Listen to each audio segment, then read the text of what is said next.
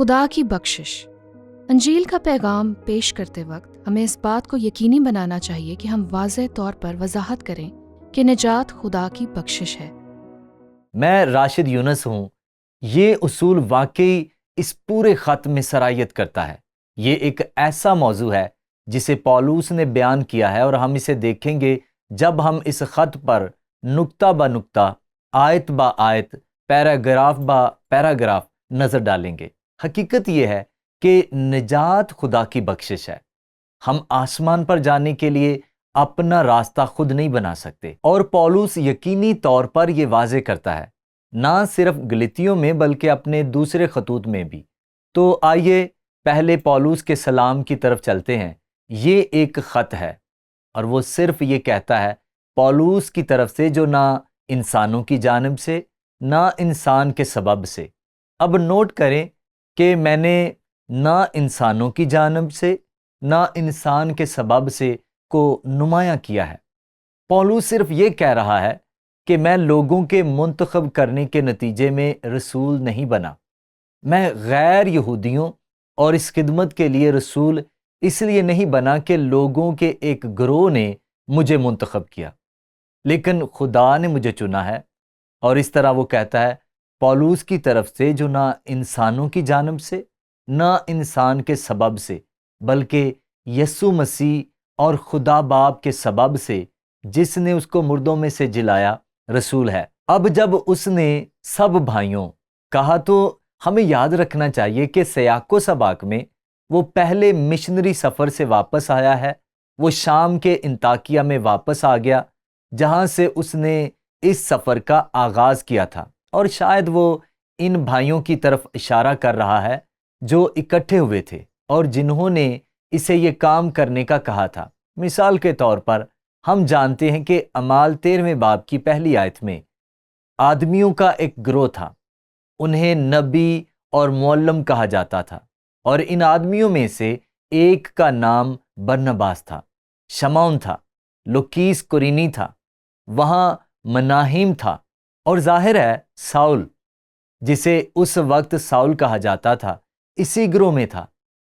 اور کچھ ایسا ہوا کہ خدا نے ان لوگوں سے نبی اور معلم کی حیثیت سے براہ راست بات کی۔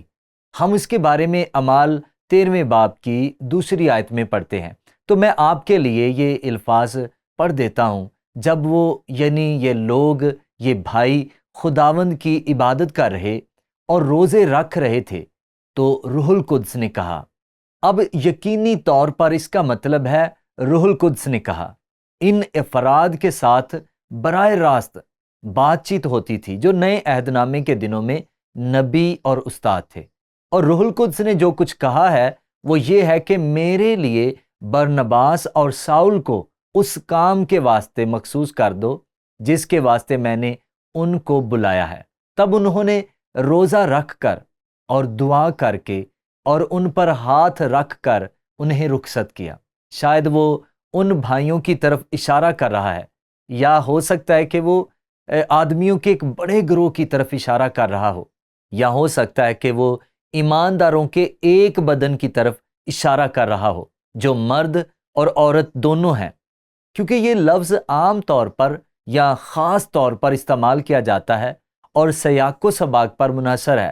لیکن میں صرف اتنا کہنا چاہوں گا کہ جب پولوس نے کہا کہ وہ انسانوں یا انسان کے ذریعے رسول نہیں بنا، تو یہ متضاد نہیں ہے، کیونکہ انہوں نے پولوس کو رسول کے طور پر منتخب نہیں کیا تھا۔ وہ صرف وہی کام کر رہے تھے جو خدا نے پولوس رسول کے لیے پہلے ہی تیار کر رکھا تھا، اور اس معاملے میں برنباس کے لیے بھی۔ اور اگر آپ اس سلام میں دیکھتے ہیں تو وہ کہتا ہے کلیسیاؤں کو، گلتیہ کی کلیسیاؤں کو۔ اب اس بات کو سمجھنے کے لیے ہمیں پولوس رسول اور برنباس کو تب سے دیکھنا ہوگا جب وہ اس سفر پر گئے، کیونکہ وہ گلتیوں کے علاقے میں جانے والے تھے۔ تو آئیے اس جغرافیائی نقطہ نظر کو دیکھتے ہیں، یا اب یاد رکھیں وہ شام کے انطاکیہ میں تھے۔ یہ اہم ہے، شام کا انطاکیہ۔ وہ سلوکیہ گئے، وہ ایک جہاز پر سوار ہوئے اور قبرص چلے گئے، اور وہ قبرص میں تھا۔ آپ کو یاد ہوگا جب انہوں نے جادوگر الماس کا سامنا کیا تھا، اور پولوس نے وہاں واقعی کچھ معجزانہ کام کیا، جس کا مطلب یہ تھا کہ یہ شخص انجیل میں مداخلت کر رہا تھا، اور پولوس نے در حقیقت خدا کی عطا کردہ طاقت کے ذریعے اسے کچھ عرصے کے لیے اندھا کر دیا۔ ایسا ہی ہوا، اور پھر وہ چلے گئے۔ وہ دوبارہ جہاز پر سوار ہو گئے، پافوس کو چھوڑ کر پرگا چلے گئے۔ پرگا انہیں اسی علاقے میں لے جاتا ہے جہاں گلتیوں کا خط لکھا گیا، جو اب ترکی ہے۔ جدید ترکی اس پورے خطے کا احاطہ کرتا ہے۔ ویسے پرگا میں اس وقت یہ وہ وقت تھا جب یوحنا، جو مرکز کہلاتا ہے، اس کے ساتھ تھا۔ مجھے نہیں لگتا کہ مرکز کے لیے یہ کہنا بہت برا نہیں ہوگا کہ اس نے کنارہ کر لیا، اور میرے خیال میں اس کی ایک وجہ ہے، وہ پہاڑوں پر چڑھنے والے ہیں۔ وہ پہاڑ جو پسدیا انطاکیہ تک جاتے تھے، اور رات کے وقت بہت سردی ہو جاتی تھی، اور دن کے وقت وہ تپتی دھوپ میں تپتا تھا، اور یہ ایک طویل سفر ہے، تقریباً 150 میل۔ مجھے یقین ہے، اور یوحنا مرکز جانتا تھا کہ ان کو کس چیز کا سامنا تھا۔ اس کے علاوہ راستے میں چور بھی تھے، لہٰذا یہ ایک بہت ہی خطرناک سفر تھا۔ لیکن آخر کار وہ پسدیا انطاکیہ میں آ گئے۔ یہ ایک اور انطاکیہ ہے، لیکن یہ انطاکیہ ہے جو یہاں گلتیائی علاقے میں واقع ہے۔ آج بھی جدید ترکی کا ایک علاقہ ہے، اگرچہ جہاں تک قدیم انطاکیہ کا تعلق ہے وہاں اب صرف کھنڈرات ہیں، لیکن وہاں کچھ ہوا۔ وہ عبادت گاہ میں چلے گئے، وہاں ایک یہودی عبادت گاہ تھی، اور پولوس اور برناباس وہاں بیٹھے تھے، اور یقیناً ان یہودی ربیوں نے پہچان لیا کہ وہ بھی یہودی تھے۔ شاید ان کے پس منظر کے بارے میں تھوڑا سا معلوم ہو، اور پھر انہوں نے پوچھا کہ کیا پولوس اٹھ کر کچھ کہنا چاہتا ہے؟ اور وہ اٹھا اور اس یہودی عبادت گاہ میں کلام سنایا، اور یہ اعمال 13ویں باب میں ایک حیرت انگیز واز ہے، کیونکہ وہ بنی اسرائیل کے مصر سے باہر نکل جانے سے شروع کرتا ہے، اور وہ انہیں مسیح یسوع کے آنے تک لے جاتا ہے۔ لیکن اس واز یا تعلیم کے درمیان سب سے اہم بیان آیات 38 اور 39 میں درج ہے۔ پولوس نے کہا، لہٰذا پس اے بھائیو، تمہیں معلوم ہو کہ اسی کے وسیلے سے تم کو گناہوں کی معافی کی خبر دی جاتی ہے۔ اس پیغام میں اس نے جس چیز کی طرف اشارہ کیا وہ یہ ہے کہ مسیح آ چکا، اور وہ مر گیا، اور وہ دوبارہ جی اٹھا، اور وہ اسی وعدے کی تکمیل تھی۔ پھر اس نے کہا، اور موسیٰ کی شریعت کے باعث جن باتوں سے تم بری نہیں ہو سکتے تھے، ان سب سے ہر ایک ایمان لانے والا اس کے باعث بری ہوتا ہے۔ یہ اس پیغام میں ایک بہت اہم بیان تھا۔ ہوا یہ کہ کلیسیا میں یہودی اور غیر یہودی دونوں طرح کے بہت سے لوگوں نے اس کا جواب دیا۔ لکھا ہے کہ پورا شہر جمع تھا، اور ویسے اس وقت پسدیا کا انطاکیہ ایک ایسا شہر تھا جس میں 50 سے 1 لاکھ کے قریب لوگ رہتے تھے۔ یہ بہت بڑا تھا، اور تقریباً 40 گاؤں پر مشتمل تھا۔ جب یہ کہا جاتا ہے کہ پورا شہر جمع ہو گیا تھا، شاید گاؤں میں سے ایک اور وہ مزید تعلیم چاہتے تھے۔ جوں جماعت بڑھنے لگی، اس نے یہودی رہنماؤں میں حسد پیدا کیا۔ انہوں نے ان پر ظلم کیا، اور اس کے نتیجے میں وہ نکلے اور دوسرے شہر چلے گئے، اور اس سے جغرافیائی نقطہ نظر کا پتہ چلتا ہے۔ انطاکیہ سے وہ اکونیم چلے گئے، اور جب آپ اس عبارت پر جاتے ہیں تو وہ کہتا ہے ایسا ہی وہاں بھی ہوا۔ وہ کافی عرصے تک وہاں رہے، اور یہودی اور غیر یہودی دونوں مسیح کے پاس آئے، لیکن ایک بار پھر ان پر ظلم کیا گیا، اور انہیں وہاں سے جانا پڑا، اور اس طرح وہ نکلے اور لسطرا چلے گئے۔ اور ویسے یہ تیموتھیوس کا آبائی شہر تھا، اور یہی وہ جگہ ہے جہاں مجھے لگتا ہے کہ تیموتھیوس نے سب سے پہلے انجیل سنی اور ایمان لایا۔ لیکن اس میں غیر قوموں کے زیادہ لوگوں تھے، اور در حقیقت زیوس کا مندر شہر کے بالکل باہر تھا۔ لیکن پولوس کو خدا کے روح نے ایک معجزہ کرنے اور ایک آدمی کو شفا دینے کے قابل بنایا، اور اچانک ان سب بت پرستوں نے کہا، واہ، دیوتا ہمارے درمیان آئے ہیں، اور انہوں نے پولس اور برناباس کی عبادت شروع کر دی۔ انہوں نے کہا نہیں نہیں، وہ انجیل کا اعلان کرتے چلے گئے۔ لیکن ہوا یہ کہ وہاں یہودی رہنما تھے جو پسدیا، انطاکیہ سے اقنیم اور لسترا آئے تھے، اور انہوں نے پولس رسول کو سنسار کیا اور اسے مرنے کے لیے شہر سے باہر چھوڑ دیا۔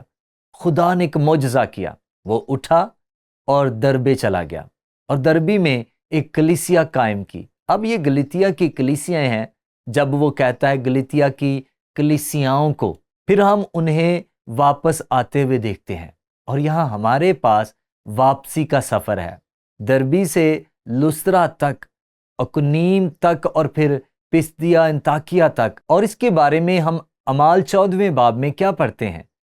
اور وہ اس شہر میں یعنی دربے میں خوشخبری سنا کر اور بہت سے شاگرد کر کے لسترا اور اقنیم اور انطاکیہ کو واپس آئے، اور شاگردوں کے دلوں کو مضبوط کیا، اور یہ نصیحت دیتے تھے کہ ایمان پر قائم رہو، اور کہتے تھے ضرور ہے کہ ہم بہت مصیبتیں سہ کر خدا کی بادشاہی میں داخل ہوں۔ اور جب وہ واپسی کے اس سفر پر وہاں موجود تھے تو انہوں نے کلیسیاؤں میں بزرگوں کو بھی مقرر کیا۔ ہم اس کے بارے میں اگلی آیت میں پڑھتے ہیں، اور انہوں نے ہر ایک کلیسیا میں ان کے لیے بزرگوں کو مقرر کیا، اور ہر کلیسیا ان شہروں کا حوالہ دے گی، اور روزے سے دعا کر کے انہیں خداوند کے سپرد کیا جس پر وہ ایمان لائے تھے۔ اب اس سفر کو تقریباً 3 سال گزر چکے ہیں، لیکن وہ واپس گئے، اور اگر آپ جغرافیائی لحاظ سے دیکھیں تو وہ واپس ساحل پر گئے، اور وہ جہاز پر سوار ہو کر واپس آ گئے۔ یہ شام کے انطاکیہ میں واپس گئے، اور یہ شام کے انطاکیہ میں ہوا جب پولس کو خبر ملی کہ جھوٹے اساتذہ ان کلیسیاؤں میں گھس آئے ہیں اور انہیں سکھا رہے ہیں کہ شریعت کی پاسداری کر کے انہیں نجات ملے گی، اور پولس اس سے بہت پریشان تھا۔ اب یہ ساری صورتحال جب وہ کہتا ہے گلتیا کی کلیسیاؤں کے لیے، اب میں آپ کو واپس سلام پر لے کر جاتا ہوں، اور اسے دیکھتے ہیں۔ خدا باپ اور ہمارے خداوند یسوع مسیح کی طرف سے تمہیں فضل اور اطمینان حاصل ہوتا رہے، اور اسی نے ہمارے گناہوں کے لیے اپنے آپ کو دے دیا تاکہ ہمارے خدا اور باپ کی مرضی کے موافق ہمیں اس موجودہ خراب جہان سے خلاصی بخشے۔ اس کی تمجید عبدالآباد ہوتی رہے، آمین۔ اور پھر پولس سیدھا مدعے پر آتا ہے اور اپنی ناقابل یقین گہری تشویش کا اظہار کرتا ہے، کیونکہ ان کلیسیاؤں میں جو کچھ ہوا اس کے بارے میں اسے پیغام مل گیا ہے۔ اس نے کہا میں تعجب کرتا ہوں کہ جس نے تمہیں مسیح کے فضل سے بلایا اس سے تم اس قدر جلد پھر کر کسی اور طرح کی خوشخبری کی طرف مائل ہونے لگے۔ مگر وہ دوسری نہیں، البتہ بعض ایسے ہیں جو تمہیں گھبرا دیتے ہیں اور مسیح کی خوشخبری کو بگاڑنا چاہتے ہیں۔ اور مسیح کی انجیل یہ تھی کہ یسوع مسیح ہمارے گناہوں کے لیے مر گیا، وہ دوبارہ جی اٹھا، اور اس کی وجہ سے ہم مسیح یسوع پر ایمان رکھتے ہیں، اور ہم بھی اس کے ساتھ مرتے ہیں اور نجات کے لیے ایک نئی زندگی میں جی اٹھتے ہیں۔ لیکن یہ بخشش ایمان سے ہے، اور جب پولس لکھ رہا ہے تو وہ ان لوگوں کے ساتھ جو کچھ ہو رہا ہے اس کی وجہ سے غصے میں آ جاتا ہے، اور ہم یہ دیکھ سکتے ہیں کہ وہ کہتا ہے لیکن اگر ہم یا آسمان کا کوئی فرشتہ بھی اس خوشخبری کے سوا جو ہم نے تمہیں سنائی کوئی اور خوشخبری تمہیں سنائے تو ملعون ہو۔ اب وہ جھوٹے اساتذہ کو مخاطب کر رہا ہے، اور وہ اس کے بارے میں بہت دکھی ہے۔ جیسے ہم پیشتر کہہ چکے کہ ویسا ہی اب میں پھر کہتا ہوں کہ اس خوشخبری کے سوا جو تم نے قبول کی تھی اگر کوئی تمہیں اور خوشخبری سناتا ہے تو وہ ملعون ہو۔ اور ویسے یہ ایک لفظ ہے جو پرانے عہد نامے کے قانون سے آتا ہے۔ اگر آپ شریعت کی ہر ایک چیز کے ساتھ وفادار نہیں ہیں تو بائبل پرانے عہد نامے میں کہتی ہے ایک لعنت، تم ملعون ہو۔ دوسرے لفظوں میں ہم گناہ کے مجرم ہیں، اور اس لیے پولس یہ لفظ استعمال کر رہا ہے کیونکہ وہ یہودی رہنما آسانی سے اس کو سمجھ سکتے ہیں، اور جب میں پولوس کے غصے کے بارے میں سوچ رہا تھا تو میں نے متی میں یسوع کے الفاظ پر غور کیا جب اس نے کہا لیکن جو کوئی ان چھوٹوں میں سے جو مجھ پر ایمان لائے کسی کو ٹھوکر کھلاتا ہے، اور وہاں مجھے یقین ہے کہ وہ صرف بچوں کا ذکر نہیں کر رہے، وہ مسیح میں بچوں کی طرف اشارہ کر رہا ہے، وہ نئے ایمانداروں کی طرف اشارہ کر رہا ہے، اور وہ کہتا ہے اگر ایسا ہوتا ہے اس کے لیے یہ بہتر ہے کہ بڑی چکی کا پاٹ اس کے گلے میں لٹکایا جائے اور وہ گہرے سمندر میں ڈبو دیا جائے۔